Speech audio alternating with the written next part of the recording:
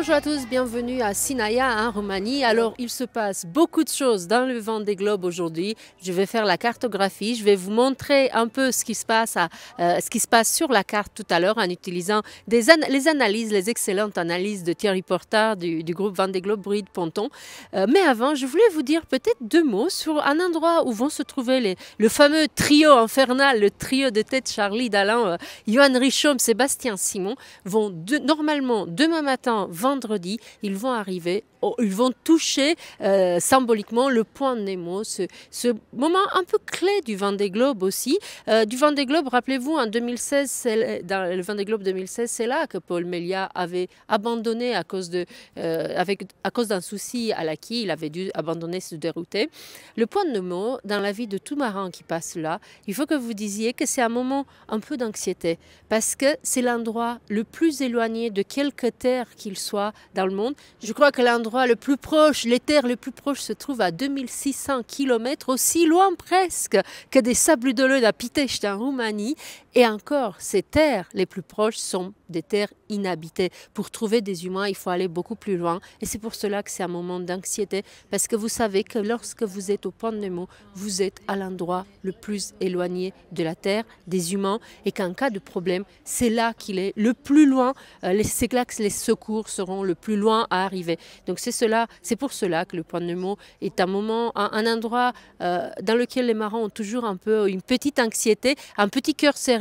Je ne sais pas s'ils vont nous en parler dans leur vidéo à bord demain, on va regarder ça. Aujourd'hui, si vous ne l'avez pas vu, la vidéo des albatros de Clarisse, regardez-la, je l'ai postée tout à l'heure. Elle est magnifique, il y a plein d'autres belles vidéos. Pour ne pas faire trop long, aujourd'hui, je ne mettrai pas des vidéos depuis les bateaux dans ma cartographie, on va juste regarder où ils sont sur la carte. Le point de Nemo, je vous en parle plus, il s'appelle comme ça parce que on l'a nommé comme ça, c'est un Canadien, je crois, qui l'a découvert. On l'a nommé Point de Nemo d'après Jules Verne, d'après les romans de Jules Verne. Se dire à quel point cet endroit fait rêver. C'est un endroit aussi qui, moi, m'attriste un peu parce que c'est là, d'abord, la vie biologique qui est quasi inexistante parce que nous sommes loin des terres qui ramènent la nourriture avec les alluvions. Nous sommes trop loin pour qu'il y ait de la nourriture, donc pour qu'il y ait vie. Et puis, les seules choses qu'on trouve là, de plus en plus, ce sont les débris des stations.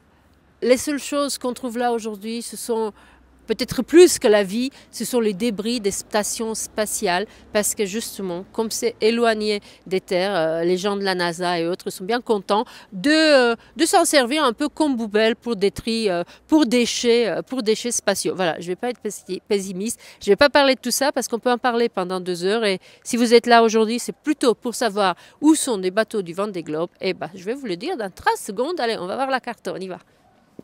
Alors voilà, on va ici le point de Nemo. Comme je vous disais tout à l'heure, demain matin, les premiers devraient aller autour de ce point de Nemo. Je ne vous en parle pas plus. Parlons plutôt de ce qui s'est passé aujourd'hui, où ils en sont. Alors déjà, la grande nouvelle, quand vous êtes, vous comme moi, réveillés ce matin, on a été plus que surpris de voir qu'en avalant près de 600 000 en 24 heures, 594 exactement, le skipper de Massif Santé a doublé les points de passage du record d'Armel Lecléache. Ce matin, Charlie Dalin avait surtout pris 32 000 d'avance sur Johan Richomme et 48 000 sur Sébastien Simon et repoussé le groupe des premiers chasseurs à 750 000. Il semblait clairement, quand on regarde la journée, qu'il a décidé, Charlie Dalin, il a décidé de montrer qui était le chef après que ses adversaires aient réussi à le rattraper, aidé par des soucis de voilure. Le revoilà donc reparti à l'assaut pour montrer qu'il était revenu à 100% de ses moyens. C'est ce qu'il nous disait hier dans sa vidéo que vous avez ici sur ma chaîne YouTube. Au ras de la zone d'exclusion arctique, il claquait ce matin en beau quasiment 600 000 en 24 heures, loin devant Johan Richomme, qui avait fait seulement 562 000, et Sébastien Simon, et censurait ainsi, je cite maintenant Thierry Portard, une petite avance. Il ne faut pas énerver le patron, disait Thierry Portard ce matin, il avait raison. Alors à 15 heures, donc ça c'était ce matin, je vous donne des chiffres qui sont peut-être pas évidents, mais à 15 heures, juste avant le dernier trucker, l'écart était de 47 000 devant Johan Richomme et 73 000 nœuds sur Sébastien Simon du groupe de Breuil. Demain donc, en plus, le trio devrait repasser en bâbord à mur, bord légèrement moins favorable à Sébastien Simon, qui est, comme vous le savez, privé d'un de ses feuilles. Mais Parlons aussi, allons un peu à l'arrière. Derrière le trio de tête, ce n'est pas la même chanson. Il y a une dépression qui passe dans le sud et apporte de vent d'ouest. Cela oblige tout le monde à tirer des bords près de la zone de glace, gênée au sud par celle-ci et au nord par la dorsale anticyclonique. Si bien que le retard qui s'est stabilisé avant s'est subitement accru ce matin. On a vu Thomas Ruyant, 4e, il avait perdu 130 000 et il était relégué à plus de 700 000. Et toujours, du premier, toujours suivi de près par Nicolas Lunven, Jérémy Bayou, Yannick Bestaven qui était 7e, Boris Herman qui est passé 8e devant Paul Meillat qui est passé la barre fatidique de 1000 milles de retard. Alors depuis, on a vu Paul Meillat, on a vu une vidéo, je ne sais pas de quand elle date. Le skipper de Biotherm m'a expliqué avoir pas mal de soucis d'étanchéité à bord. Il disait aujourd'hui qu'il devait éponger dans le bateau toutes les 3 heures et c'était lié, je crois, à des problèmes avec sa gaine de protection de câble et de mât. Alors, ce qu'il disait, je vais le citer là, il doit éponger tous les 3 heures à plat ventre, trempé et plein de bleu, ce qui est assez épuisant, surtout en sachant que cette eau-là, elle est gelée et qu'avec l'humidité, donc je vous parlais l'autre jour, rien ne sèche. Alors, ce qu'il dit, je le cite, « J'ai encore eu des problèmes avec ma gaine de protection de câbles et de mât qui s'ouvre régulièrement. À chaque enfournement, c'est un verre d'eau qui entre dans le bateau au pire endroit, juste au-dessus de l'électronique et du lit, donc il faut réparer tout de suite. Pas facile quand il fait nuit noire et qu'il y a 40 nœuds. S'habiller, mettre le harnais, préparer les outils à la frontale, le frontal, se mettre vent arrière et y aller. Le bateau est un surf à 25 nœuds et dans les enfournements, j'ai de l'eau à la taille. J'arrive néanmoins à colmater la brèche. Pas des dégâts, mais un peu d'émotion et surtout des frissons. C'est ça le Vendée Globe. Sur le coup, c'est extrêmement difficile. Puis on relativise, nous dit-il, car certains ont vraiment des gros soucis. Et en le lisant, je pense évidemment à Pipard et à d'autres aussi. Alors, Sam Goodchild, 10e suit de près, tandis que Justine Métro avait 200 000 ce matin à combler pour ambitionner sa 10e place. Je n'ai jamais tiré des bords aussi difficiles à Nimoka, avouait-elle aujourd'hui, assez épuisée, notre concurrente suissesse. En bordure nord de l'anticyclone, sous la Nouvelle-Zélande, on avait Clarisse Kremer, 12e, et Sam Davis, 13e, qui avançaient à 12 nœuds ce matin. Et doivent prendre leur mal en patience en attendant qu'une porte s'ouvre vers le sud. Les vents d'Est vont les obliger à faire du prêt, ce qui n'est pas arrivé depuis un bon moment, mais cela a permis à Clarisse Kremer aujourd'hui de faire cette très belle vidéo d'Albatros que vous avez peut-être vue. C'est assez rare de pouvoir les filmer. Je n'en parle pas plus parce que j'en ai parlé dans ma vidéo de ce midi, que je vous invite à regarder si vous ne l'avez pas vue, parce qu'il n'est pas toujours évident de filmer autant d'Albatros et aussi longtemps que l'a fait Clarisse Kremer aujourd'hui. Alors, à presque 200 000 derrière elle ce matin, Benjamin Dutreux était 14e et dans le même cas, mais il a échappé à l'anticyclone qui continuait ce matin à retenir encore Romain Athanasieux, qui était collé juste derrière. Damien Séguin a continué aujourd'hui à contourner l'anticyclone par le sud, mais la zone de glace lui laisse peu de latitude pour choisir sa route et il se trouve lui aussi ralenti. Dans le groupe qu'on appelle maintenant le bateau à dérive, ce sont les foilers qui avaient pris le pouvoir la nuit dernière. Isabelle Joschke était 17e, Alain Roura 18e, Giancarlo Pedote 19e. Ce qui nous donnait ce matin une liste de 19 bateaux à foil sur les 19 premières places. Jean Lecam ne s'avouait pas vaincu, loin de là, très peu d'eux, mais dans ces conditions de glisse, entre des vents à 15 et 20 nœuds sur une mer maniable, il avait parcouru ce matin beaucoup moins de 1000, 473 pour lui contre plus de 550 pour Giancarlo Pedote par exemple. Même chose quasiment pour Alain Roura et pour Isabelle Joschke. Je ne sais pas si vous avez vu la vidéo d'aujourd'hui de Jean Lecam. Moi, je trouvais qu'il y avait une petite forme peut-être de déception, ou peut-être était juste de la fatigue, mais il ne lâche rien, Jean Lecam, vers notre plus grand bonheur, et puis à vous aussi, parce que je sais qu'il y a un certain nombre d'entre vous qui suivent d'assez près les bateaux à dérive. Et puisqu'on y est, le suivant bateau à dérive, Benjamin Ferret, était ce matin 21e, suivi à un peu plus d'une centaine de milles par Tanguy le Turquet.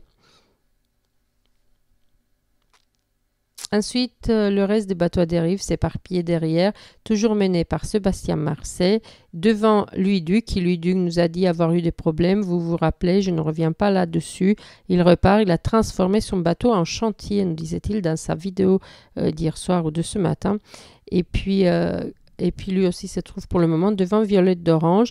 Violette d'Orange qui a avoué avoir ce midi dans sa visio avoir un peu de difficulté, être assez fatiguée par ces mers-là, assez difficiles.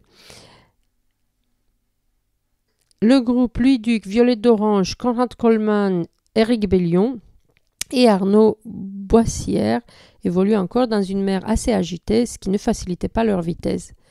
Ils avaient fait déjà ce matin, quand on a regardé, ils avaient fait moins de 400 000 en 24 heures pour chacun. Et puis même chose derrière eux, en particulier pour Antoine Cornic, qui en plus souffrait des vents forts.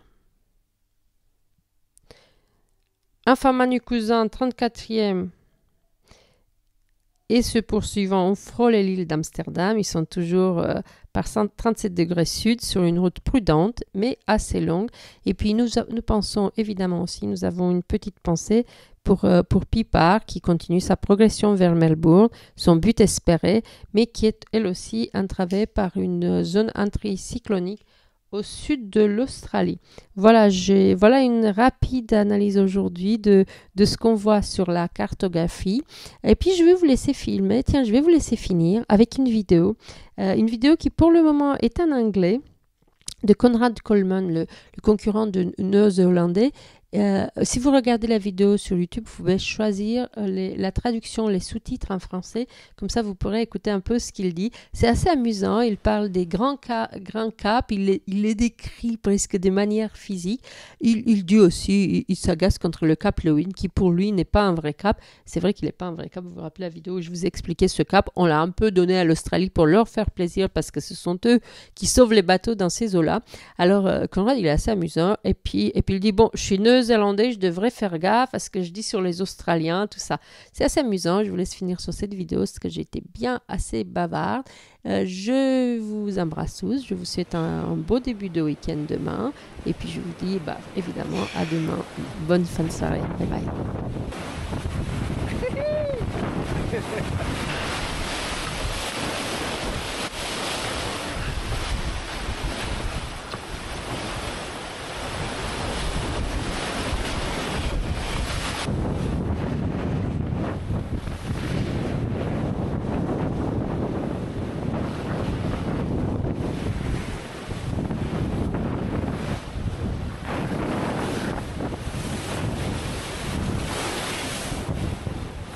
So there we have it, a little boat tour, and it's 25 knots of wind, so it's been slowly reducing, and I wanted to do a little tour before I send some more sail up.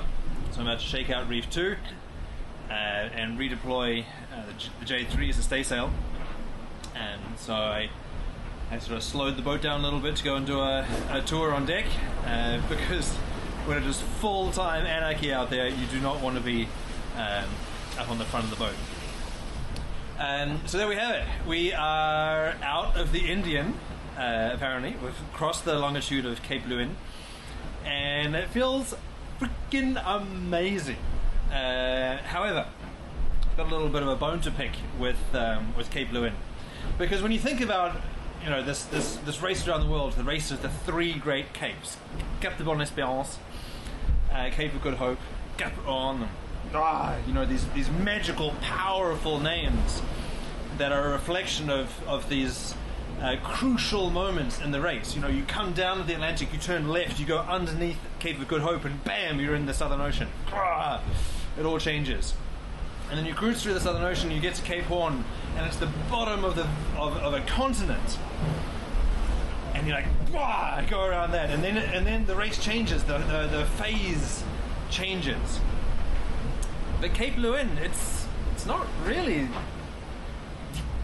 It's kind of like one of those lineups where one of these things is not like the others. and that is Cape Lewin. It is neither the most western point of Australia. It is neither the most southern point of Australia. It is the most southwest point of Australia, but I mean, really, who cares? It is several hundred miles away from the racecourse, and does not indicate an inflection point. You know, there's no major transition. You know, yesterday was horrible, today is better, but you know, not thanks to Cape Lewin. I think as a New Zealander, I'm not allowed to glorify anything that's Australian. So of course I'm sort of taking the mickey out of my cousins in Australia. But really, Cape Lewin, you know, you're the runt of the litter. You're nothing. Doesn't count. Particularly because apparently it used to be considered the entry into the Pacific, but I see that everybody's celebrating that when they get to Hobart. So I mean, what are we? Are we just in the sub-basement of Australia? Like, neither the Indian, neither the Pacific? I don't know. Let me know your thoughts as to whether I'm in the Pacific or whether I'm still in the Indian Ocean, or whether I'm just living in Australia's basement right now. So, who knows? Anyway, it is at best a road sign, and I'm happy to mark this sort of milestone on this race around the bottom of the planet. But no, Cape Horn's the big daddy.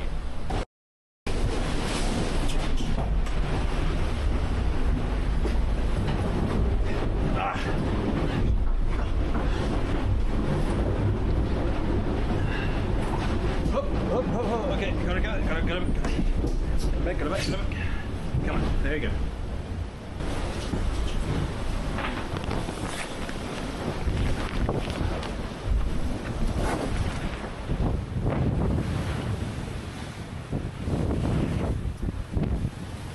So that's one of the challenges of sailing down here.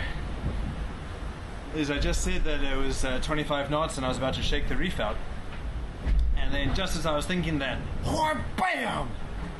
In comes a gust. As you can see, clear sky, no clouds, no indication that there's anything crazy happening. And then gust comes in at 37, 38 knots. Boat falls over, wipes out. Need to get it back on its feet. So yeah, so it's a weird place to sail because it's cold, the air is dense, so it's powerful. So you kind of need to sail undercooked, a little conservatively, to leave margin for these little surprises that come along unexpectedly.